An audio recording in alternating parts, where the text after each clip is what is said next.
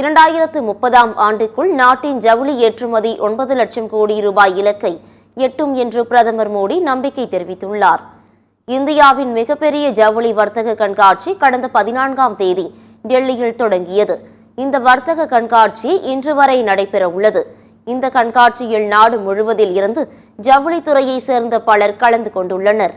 இந்நிலையில் ஜவுளி வர்த்தக கண்காட்சியில் கலந்து கொண்டு பேசிய பிரதமர் மோடி, உலகின் மிகப்பெரிய ஜவுளி ஏற்றுமதி நாடுகளில் 3 லட்சம் கோடி ரூபாய் வர்த்தக மதிப்புடன் நாம் தற்போது 6வது இடத்தில் உள்ளதாக குறிப்பிட்டுள்ளார். 2030ஆம் ஆண்டுக்குள் நாட்டின் ஜவுளி ஏற்றுமதி 9 லட்சம் கோடி ரூபாய் இலக்கை எட்டும் என நம்பிக்கை உள்ளது.